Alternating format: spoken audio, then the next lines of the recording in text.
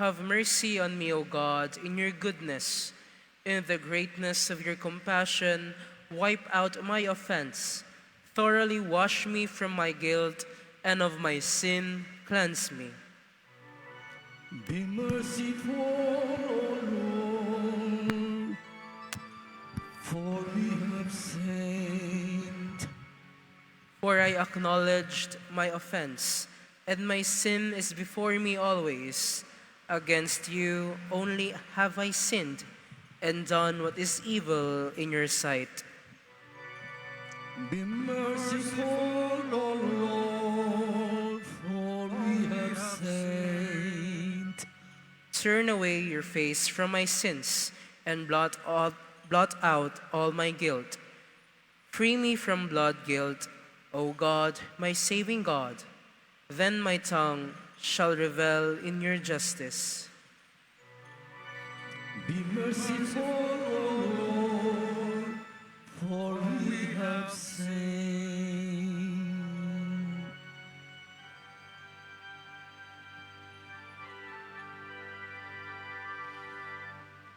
Hallelujah, hallelujah.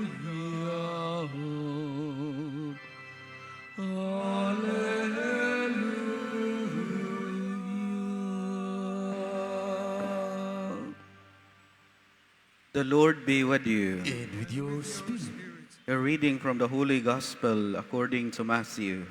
glory to you, O Lord.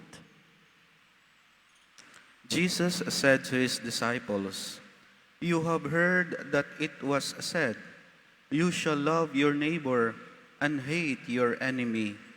But I say to you, love your enemies and pray for those who persecute you, that you may be children of your heavenly Father.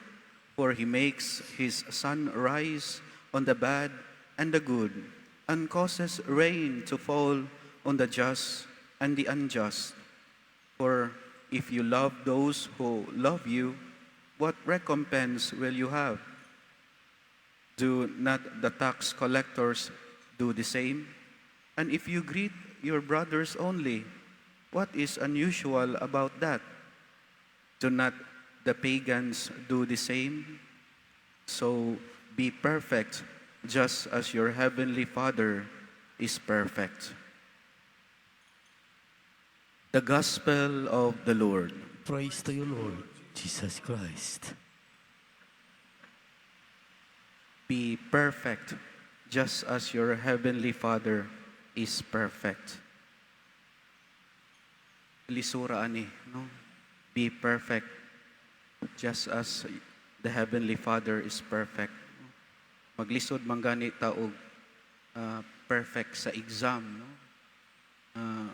To be perfect, lisod kayo.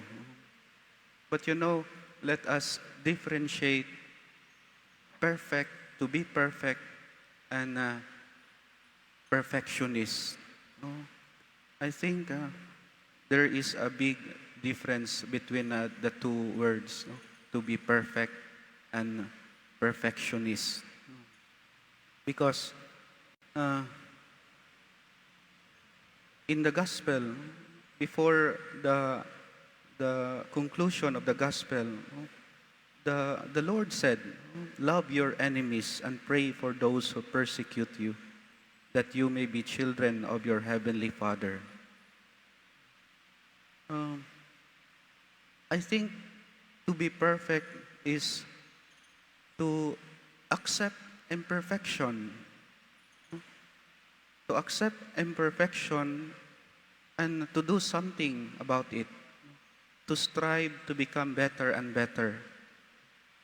And we are so familiar with the praise, the practice makes perfect. No? But I say, correct or right practice makes a person perfect. No? Kay basig magsige kag practice sa sayop, no? Og nahimong imuhang na perfect ang sayop nga gikanunay nimo buhat. Right and correct practice makes a person perfect. No? To be perfect is a process. No? A process of accepting imperfection to become better and better. You know, before the mass, no, while waiting for the time, kining way lingaw, magduwa ra sa cellphone, no, samtang gahulat sa oras. No. Nagduwa ko og game nga kana bitaw unya kapildi nimo, no, at Tetris nga duwa. No. Unyag mapildi ka, moingon dayon, try again. No. And then you try again. Dayon mapildi na pod, you try again, no? Try again until you pass. No? Isn't life is like that? No? Every time you commit mistake, you have to try again, no? To strive to become better. Nga imuhang pildihon ang previous nimo nga score, no? To strive to become better and better. No? That's why to be perfect is a process. Accepting the reality of imperfection, to strive and never give up to become better and better. And a perfectionist perhaps is maybe a person who do not accept mistakes. No? Kanang perfectionist kayo, nga stricto kayo, masayop gani ka, insultuhon ka. No? Masayop gani ka, kasabaan ka. No? I think that is what a perfectionist is. You know, in the other parts of the scriptures, no, especially in Leviticus 9 to 10, no, there, the phrase, no, just be perfect just as the Father, your heavenly Father is perfect, somehow parallel to the phrase that be holy because your Father in heaven is holy. Pare-parehas ra. And in the Gospel of Luke, no, chapter 6, verse 36, no, maupod gihapon, no, be merciful just as your heavenly Father is merciful. That's why to be perfect, you have to be merciful. And that is what to become holy. You know, nakadungog kog istorya sa mga karaan, usa ka pari dito kuno sa States, nitambong siya NBA nga game. Unya, an hour before sa game, grabe to, championship siguro to, nga daghan kaayo ang tao. Before, an hour before the game, nay usa ka player nga sigig shoot dito sa ring. An hour before the game, no? Keep practicing, no? Sigig shooting. Maybe 100 times or more. No? Sigig shoot. No? Na later on, pag tanaw, oh, si Michael Jordan manday ni. Sige og practice. No? Practice shooting, accepting his imperfection. Practice shooting until he reach perfection. And I think that is what it means to be perfect. Our Lord Jesus Christ shows us the way and how to be perfect. He forgives the sinners. He accepts the imperfection of human frailty. And perhaps this is also our life must be. To accept the reality of imperfection of others as well as ourselves. But we have to do something about it, to strive to become better and better. Love your enemies. Pray for those who persecute you. I remember, perhaps you may watch the documentary a long time ago, the story of Cherry Pie Picache. No? Nakakita ko sa iyang dokumentary. Kay ang inahan man siguro ni Cherry Pie, i-murder sa ilahang houseboy. And then the houseboy was imprisoned. No? And it was a gruesome death. No? Pagpatay sa iyahang mama. And maybe Cherry Pie was so, nag, nag, naghasol siya tungod sa sala nga gibuhat to the point nga iyahang giadto ang murderer sa iyahang ginikanan. Niadto siya sa prisuhan, nakikita siya. At first, ang murderer dili unta makikita. Kay basin kunog sagpaon ra siya, kasakitan, nagduha-duha og atubang ang prisoner. But then late to the point nga in the end nagkita ra gyud sila. Naginatubangay silang Cherry Pie ug ang murderer. Naghinilakay sila. Ang unang nihilak si Cherry Pie, hilak siya atubangan sa iyang murderer. And then mihilak pod ang murderer sa iyang mama. Namingon ang murderer, patawarin na niyo po ako. Wala ako sa katinuan nung ginawa ko ang krimen. Nothing can justify my action. You know, ang gibuhat ni Cherry Pie, nihatag siya grocery item sa murderer sa iyahang inahan. Imagine, no? Makahatag pa ka og kaayo ngadto sa tawo nga nagpasakit nimo. But Cherry Pie, no? An act of love instead of hatred. And then ingon pagid siya, unsa pay kinahanglanon nimo diri? No? Akong ihatag. Love your enemies. Pray for those who persecute you. That when you have enemies, you don't have to be like them. You can do better than hurting them back.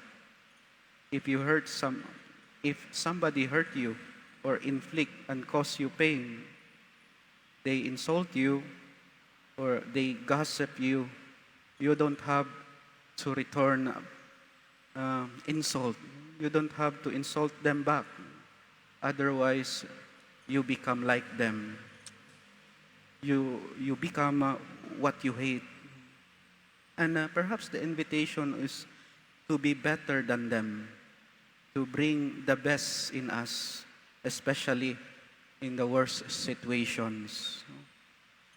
Martin Luther King Jr. once said, darkness cannot drive away darkness. Only light can do that. Hate cannot drive away hate. Only love can do that. And this is our invitation for this celebration. I hope this gospel can or may become our way of life. This gospel, to be perfect, to be merciful, to be holy, just as the Father, our Heavenly Father, is perfect, merciful, and holy.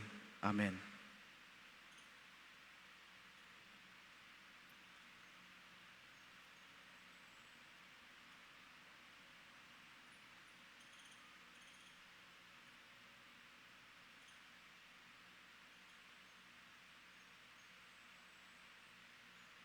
We now turn to God the Father for the help that we need to follow the example of Jesus, who tells us that we are to love our enemies. Lord, hear our prayer. Lord, hear our prayer. That the leaders of the Church may give witness to the people in the ways of pardon, love, and forgiveness, and so reflect God's holiness to the world. Let us pray to the Lord. Lord, hear our prayer. That those who are angry and bitter with their neighbors may realize that giving in to feelings of resentment and hatred only separates them from God, Let us pray to the Lord. Lord, hear our prayer. That families that are divided and torn apart because of indifference toward one another may discover their former closeness and warmth. Let us pray to the Lord. Lord, hear our prayer. That the sick may attain the peace of mind which grows from appreciating their special role in joining Christ in his suffering. Let us pray to the Lord. Lord, hear our prayer. That the dead may share in the peace and happiness of God's kingdom. Let us pray to the Lord. Lord, hear our prayer. God our Father, you know what is good for us. Rid our hearts of all bitterness and bless our efforts to love all people. We make our prayer through Christ our Lord. Amen.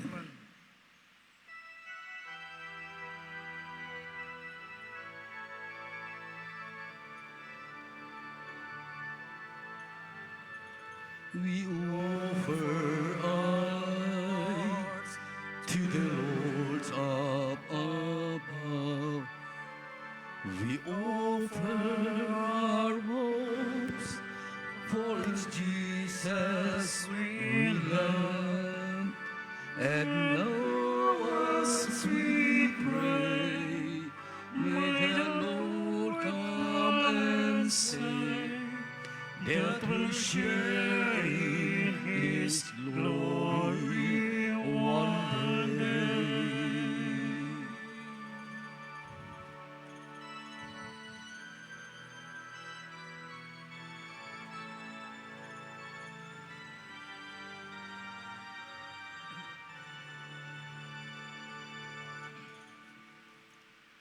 Pray, brethren, that our sacrifice may be acceptable to God, the Almighty Father. May the Lord accept the sacrifice at your hands for the praise and glory of His name, for our good and the good of all His holy church. O God, who in the offerings presented here provide for the twofold needs of human nature, nourishing us with food and renewing us with your sacrament, grant, we pray, that the sustenance they provide may not fail us in body or in spirit, through Christ our Lord. Amen. The Lord be with you. And with your spirit, Lift up your hearts. we lift them up to the Lord. Let us give thanks to the Lord our God. It is right and just. It is truly right and just, our duty and our salvation always and everywhere to give you thanks, Lord, Holy Father, Almighty and eternal God, through Christ our Lord. His death we celebrate in love, His resurrection we confess with living faith, and His coming in glory we await with unwavering hope. And so with all the angels and saints, we praise you as without end we acclaim.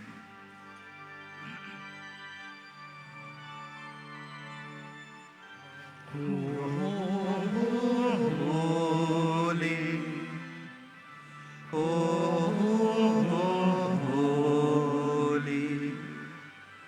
holy Lord, God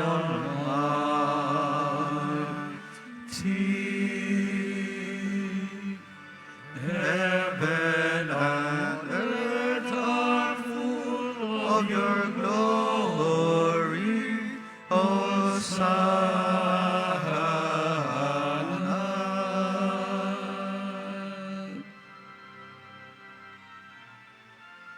Blessed who comes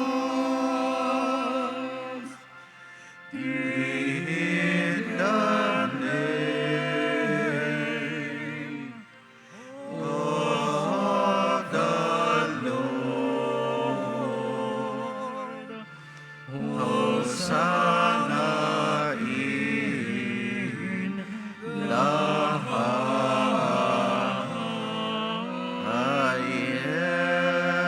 highest. You are indeed holy, O Lord, the fount of all holiness. Make holy, therefore, these gifts, we pray, by sending down your Spirit upon them like the dewfall, so that they may become for us the body and blood of our Lord Jesus Christ. At the time he was betrayed and entered willingly into his passion, he took bread, and giving thanks, broke it and gave it to his disciples, saying, "Take this, all of you, and eat of it, for this is my body, which will be given up for you."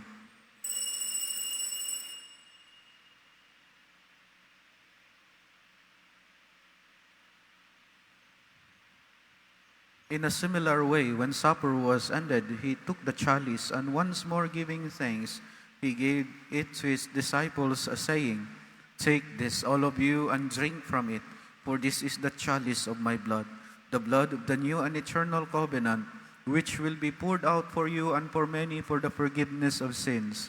Do this in memory of me."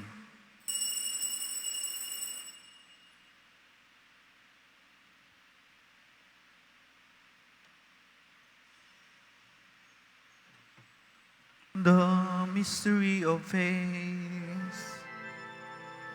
We proclaim your death, O Lord, and profess your resurrection until you come again.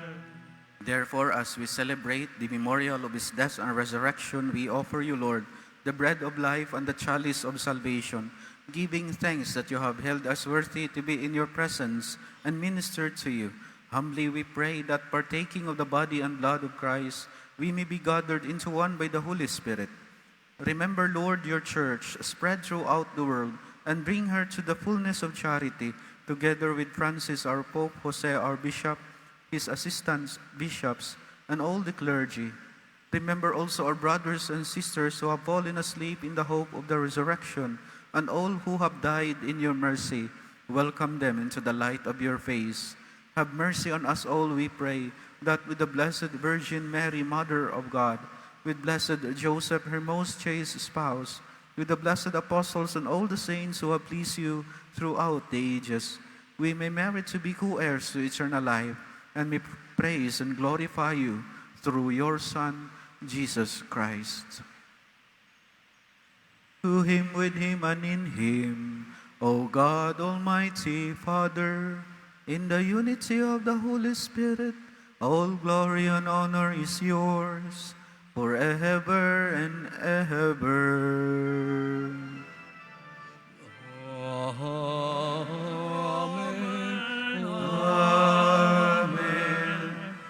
Amen.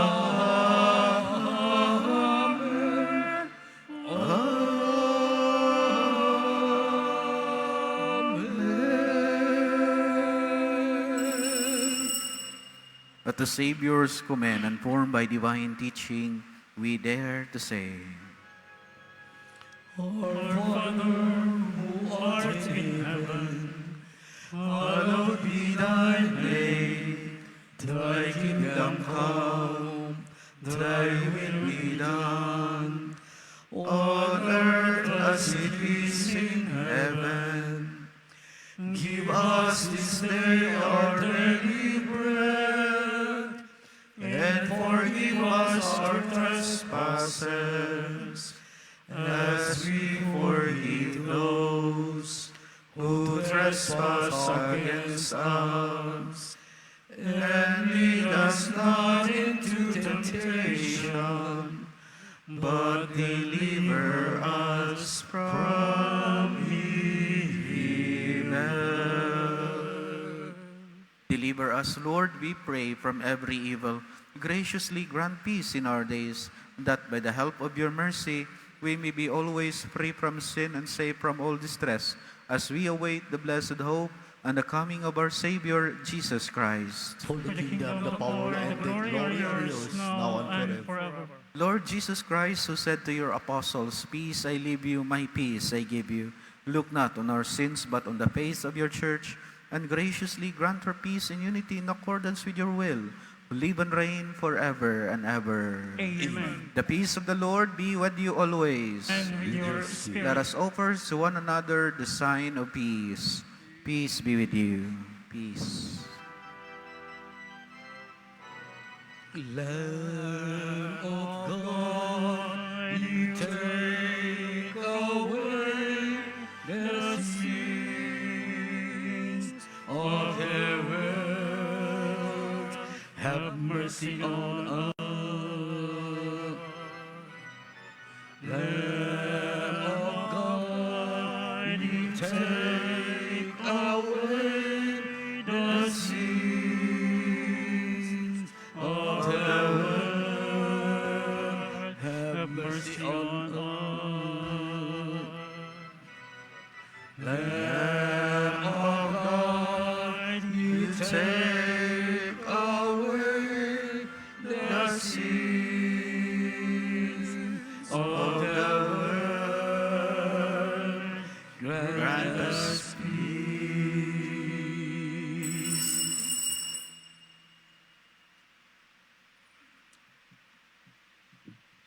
Behold the Lamb of God. Behold him who takes away the sins of the world. Blessed are those called to the supper of the Lamb. Lord, I am not worthy that you should enter under my roof, but only say the word, and my soul shall be healed.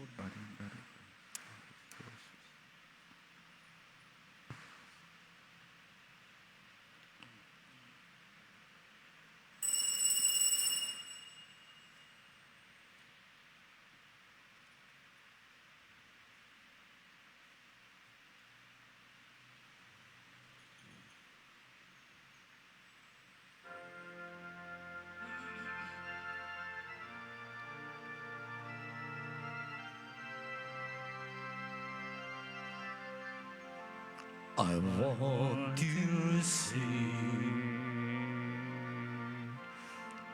a song of love, and with one voice, with one heart, we can sing together.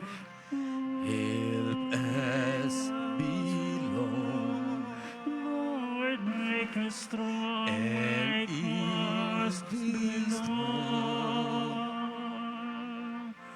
And if we fall, help us will, always undivided. Love is the key, in unity. Let's share His love to one another. We are one.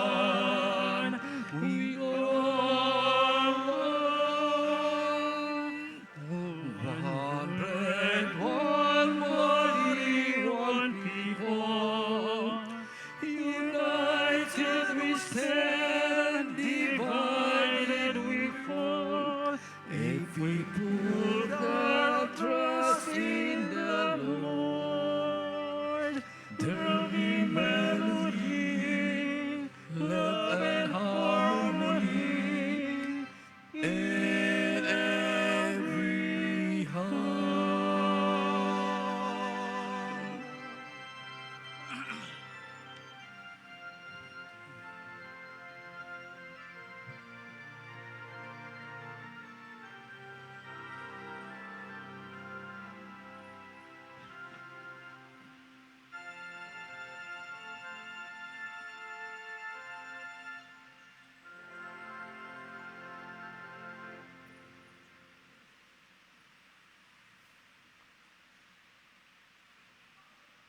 Let us pray. As this reception of your Holy Communion, O Lord, foreshadows the union of the faithful in you, so may it bring about unity in your church, through Christ our Lord. Amen. The Lord be with you. And with your spirit. May the Almighty God bless you, the Father, the Son, the Holy Spirit.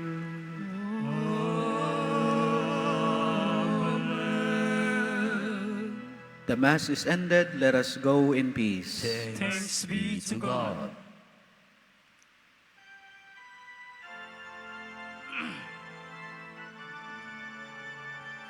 And now let the weak say, I am strong. Let the poor say, I am rich, because of what the Lord has done